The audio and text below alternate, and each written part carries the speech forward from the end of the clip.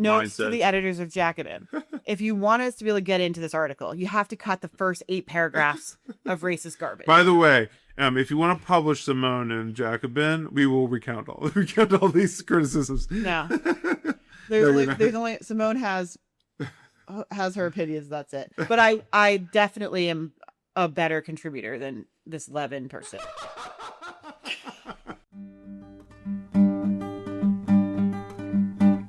You tear down the house, then you put up the rent. You pocket the cash, and you crush all the sin. Hello and welcome to the Red Diaper Pail, episode 43. We're recording on June 17th, which is one day after we were supposed to release the episode. This is a podcast about art, culture, history, politics, technology, and parenting from a left perspective. And my name is Simone. And I'm John Paul. Ezra Klein is a Thiel psyop sent to destroy the left. Right. And this is hilarious to me. I wonder if he's posted about it today, but I'm getting a kick out of imagining the ghost-written manuscript for Abundance being sent through the upper crust of like the Palantir C-suite before it was approved for Ezra Klein's name to be put on it. Do you want to share why you feel? Oh yeah, as if you have evidence of this. So there's this organization / company called Dialogue, which was started by Peter Thiel, which includes dozens and dozens of high profile people, and it's basically it's his like private think tank that no one was supposed to know about. People like Cory Booker in it, big shocker. No kidding. Ezra Klein, like I said, there's a bunch of politicians, media heads, a whole lot of the tech oligarchy is in there, and they've been coordinating to figure out how to fuck you over. I can't emphasize this enough. Is we are all going to be in various places in technology, media, government, and we need to figure out a way to increase our own wealth and power at everyone else's expense. They are committed to class warfare. Whether you are or not is irrelevant, because they are waging class warfare, and they understand the importance of like making a plan and following through on that plan. That's what they're doing. I think it's funny. So this all came from a document dump, basically, and they got the agenda of this like retreat that they had in Dublin. And it reminds me so much of like some of the bizarre scenes from Succession where they're all like having like they're all like in these like European retreats. But some of the retreat sessions were like how to build a cult, how to have an AI war. Oh my god! Yeah. AI wars that's my favorite thing to think about. Navigating World War III. Oh god, really? Yeah, it's very Succession and also very dystopic, and also. Whoever leaked it, good for you. Yeah, but some hacker who's done this a few times now, so I expect he'll be dead soon. But all right, well, so you scoop my horrible headlines. Sorry, this gives me glee. Oh, Ezra Klein needs to immediately resign and recuse himself from all of his various media appointments, because there is absolutely nothing he could say at this point that you should take seriously. Well, that was true, but you right. I mean, what you could say before is like he's wrong and silly, but at least he's not a lying psyop. But now you have to understand that everything he says is to create a version of reality that Peter Thiel is happy with. What was the thing that he and Ta-Nehisi Coates got into at the beginning of the year? And everyone was like, why is he being willfully like obnoxious about this? And it's because he's probably rehearsing lines that he got from Thiel. Oh yeah, Charlie Kirk. And Klein wrote the column, Charlie Kirk was practicing politics the right way. and Coates was like, political violence, which has always been part of like my life as a black person. And you're saying that rhetoric is reasonable because Charlie Kirk performed the idea that there was free debate. Like, what are you on, dude? Yeah. And he couldn't. I watched the whole thing. It was painful. Ezra didn't really have any points. He just had these very... It was vibes. It's vibes. It's vibes and very shallow talking points. And, sometimes he engages with an idea a little bit more. And I think he probably just had his hands tied. Yeah. Yes. They're like, get this piece out as soon as possible. There's two versions of reality that are acceptable to Peter Thiel. One is the logical conclusion of the MAGA movement. The other is the logical conclusion of the abundance movement, of which Ezra Klein is the high priest. Those are the only two that are acceptable. And he understands that he may not be able to choose one version of reality, but he probably believes that if he puts his finger on the scale enough, he can make sure that one of two ends up winning, because he can construct both and promote them at odds with one another, right? And both of them are just as bad for you and me. And part of the liberal thing is like, I don't have to like anything Charlie Kirk said to understand that he's better than Antifa because he was not violent. That is the heart of the liberal. Like, that was Ezra Klein's job in that movement. Quote, not quote violent quote. Yeah. So if Van Jones isn't in the secret club, he's like constantly going out every day trying to get into it with his. Vance is just the love of the game. Please. It's like Joe Biden. It's like, you did all this stuff and they didn't even pay you. You're still taking the train. All right. So you told me I had only you gave me a time limit on my horrible headlines. I know. We have a very, very good but relatively long artifact on, I don't remember what it was about anymore. Something. Oh yeah. I always spent the last 4 days editing it. We have a really good artifact on the Jacobin hit job on Chris Small. So let's do headlines quickly so our listeners don't get bored halfway through that. They would never. This is from CNN. Feds charged 15 people with impeding agents during Minnesota immigration crackdown. NBC. They all joined an agreement, a conspiracy to interfere with lawful immigration enforcement operations. The conspiracy was not to interfere by their voice, but to do so by force. That is a crime. It will not be tolerated, from the Minnesotan U.S. Attorney Daniel Rosen. From Democracy Now!, all 15 of the defendants were members of this community. They are active in mutual aid, union members, workers, and neighbors. So we have yet another set of anti-ICE protesters getting hit with some serious charges. People in Minneapolis immediately sort of organized a protest outside the courthouse, and they were not granted access. And in keeping them from getting inside or keeping them from being near the door, federal agents deployed smoke bombs and tear gas and sprayed that orange shit.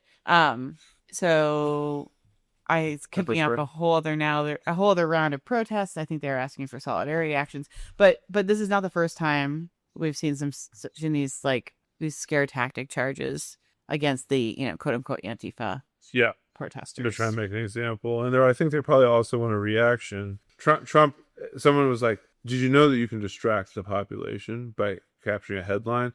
And Trump was like, oh, really? And that's the only media strategy that has sunk into his head. So we're going to talk about Iran in a second, but the absolute humiliation of the Iran war is the worst thing that's happened to the administration.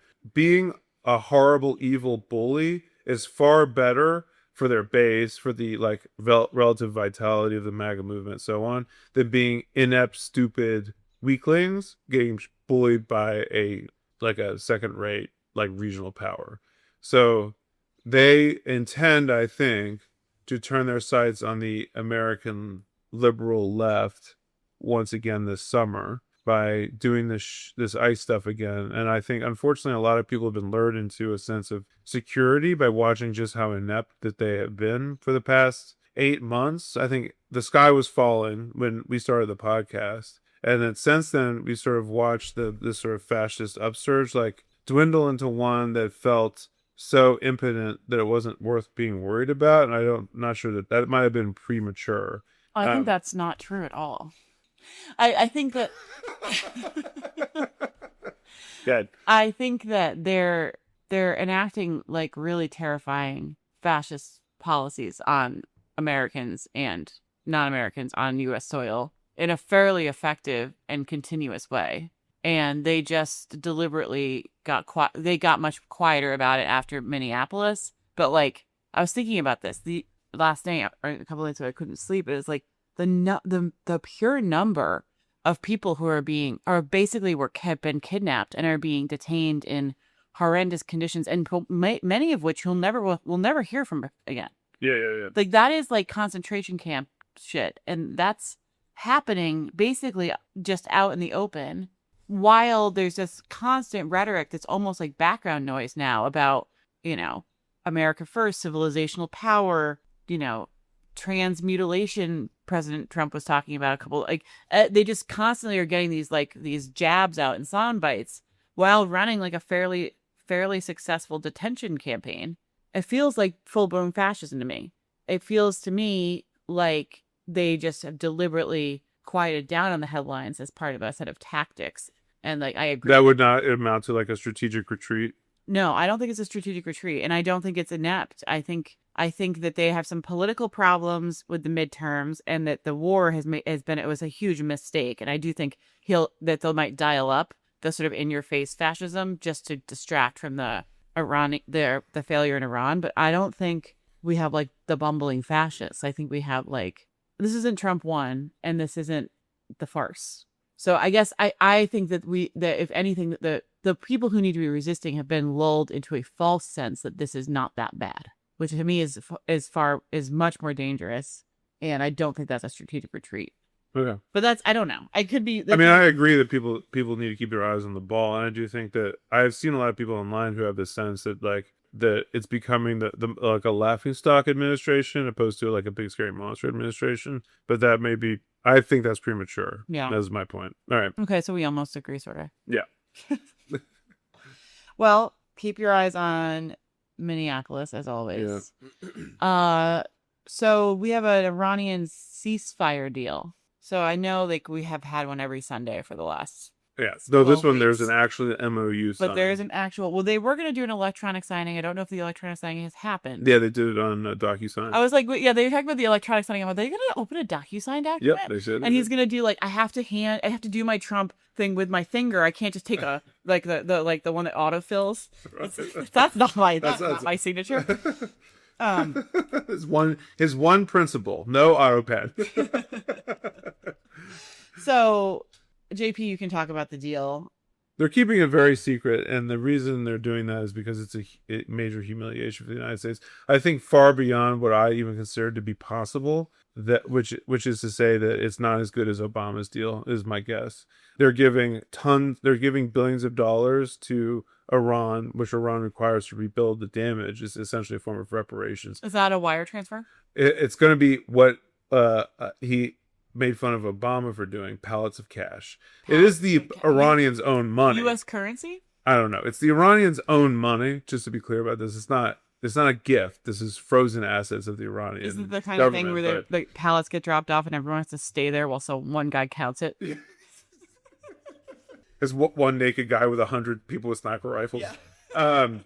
So there's that. They really didn't give up very much. They're going to continue to collect tolls in the Strait of Hormuz. So Hormuz, they're calling them fees now. Strait of Hormuz is open, but there are tolls. Yeah, which is a huge advance for the Iranians because that wasn't true before. They're getting cash. They're being promised that there will not be future sanctions.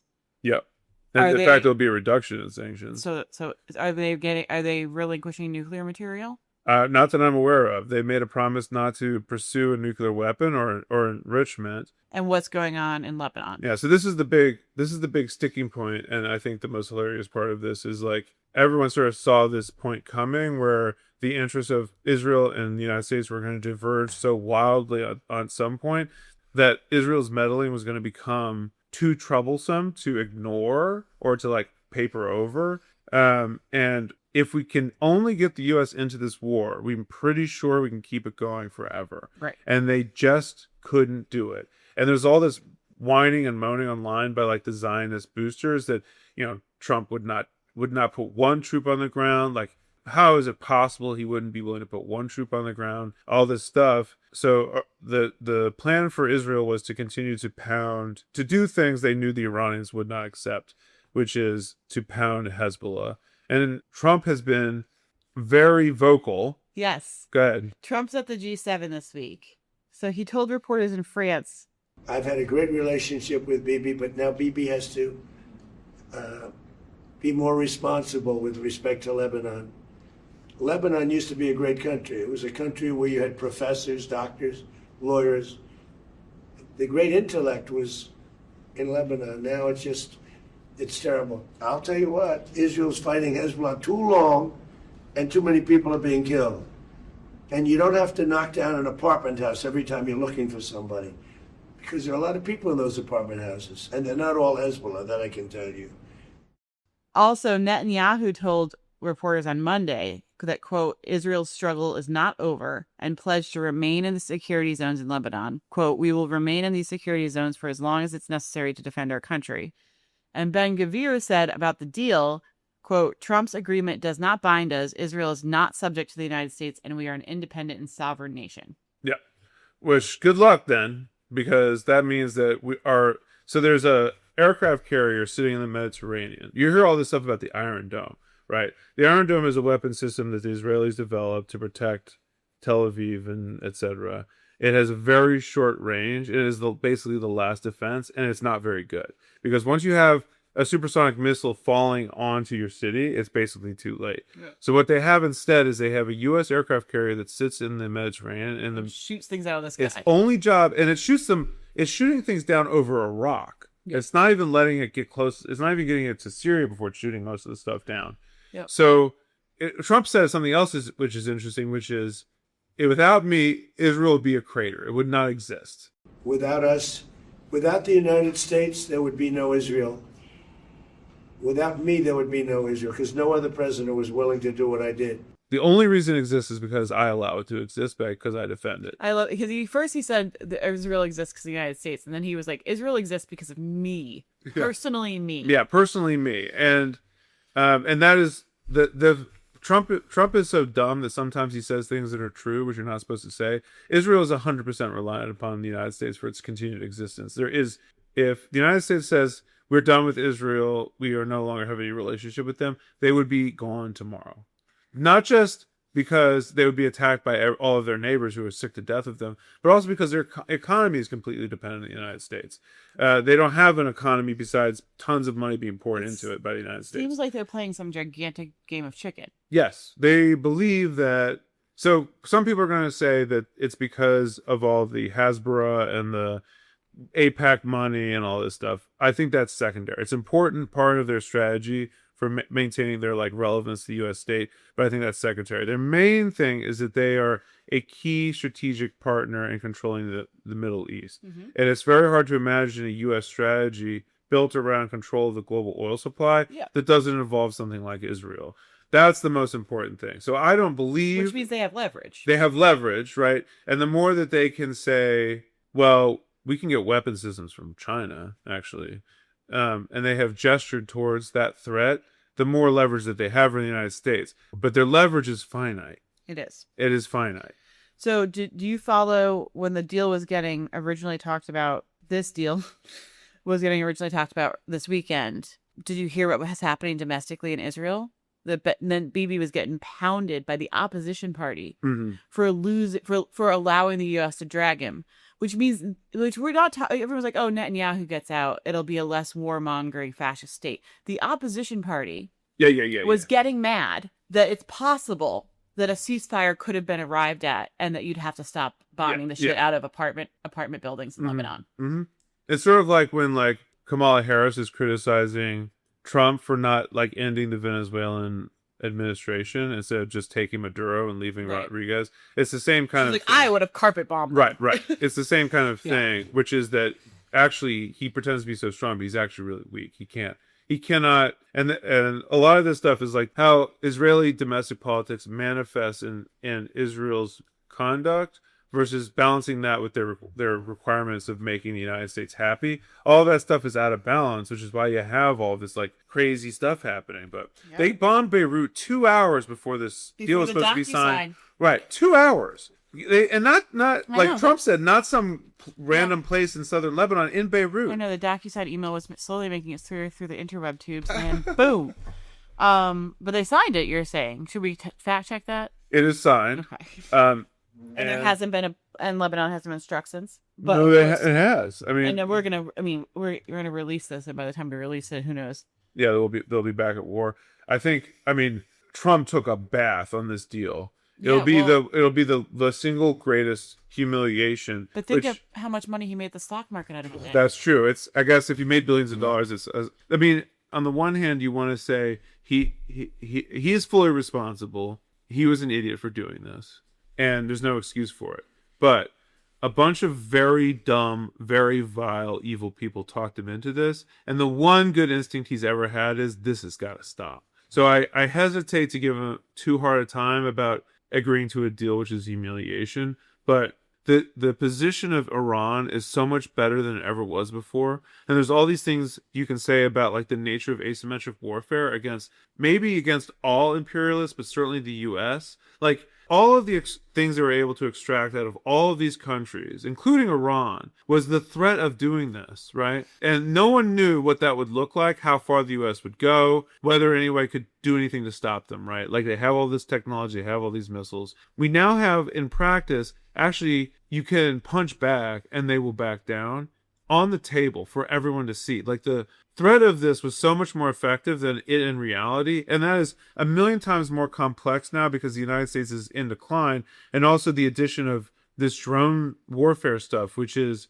they're extremely cheap and they make aircraft carriers obsolete. What does that mean for a U.S. military, which is almost all of their cards are in air superiority fighters, missiles, and aircraft carriers, when a swarm of drones, which cost a fraction of the price, like all asymmetric warfare seems to favor the weaker party. And that might be the truth for the next 50 years, right? And all they've done is provide an opportunity to prove that. So hold on to your butts, because no one is going to be pushed around by the United States anymore. Were you at the Dublin retreat where they talked about the transformation of warfare and how to prepare for World War III? No. That's what they were talking about. Yeah, though. probably. Okay, so one more horrible headline. The U.S. Department of Education, so this one's a little wonky, and it does have like a bunch of little details, so I'm going to read a portion here. Okay. The U.S. Department of Education has begun outsourcing responsibility for overseeing the nation's special education system and enforcing civil rights law in school to other federal agencies, after months of previewing the dramatic efforts to restructure these core functions. Department officials announced the moves made possible by 4 new interagency agreements on Tuesday morning to advocacy group representatives, and on Tuesday afternoon to the general public. The Education Department office that oversees special education and employment programs for adults with disabilities will move to the U.S. Department of Health and Human Services. The U.S. Department of Justice will take the Ed Department's Office for Civil Rights, Student Privacy Enforcement, which Simone has a piece about on Substack, and a quartet of equity assistance centers that help K-12 schools with desegregation efforts. Department officials have teased many of these moves for over a year. The Conservative Policy Agenda Project 2025, which has guided many Trump administration actions, recommended moving special education and civil rights enforcement to these new agencies. So this is like, I guess the one way to put this is that they finally made the move that they've been saying they've been making. So there's been headlines about the sort of gutting of the education department, and in particular, like what are they going to do with special education, civil rights office, and there's been layoffs and stuff. But this is they finally made the final move to like switch the agencies, which is a horrible headline. It's not clear what the actual impact's going to be yet, because like the states can pick up some of these things, and how the other agencies will handle it is obviously not known yet. But it's definitely following the playbook. Yeah, I mean, it's I hopefully the states step in because they're trying to end people's protections, and this is what I'm doing. This is like this administrative crap. Well, and with that, on to the artifact. All right, on to the artifact. But candles will burn, and time will reveal all that you've done and the money you steal. The suffering you're causing gives you no pause for thought. Got your claws in the dead summer's heart. Birds will return, as the birds always do. When they come home to roost, they'll feast on you.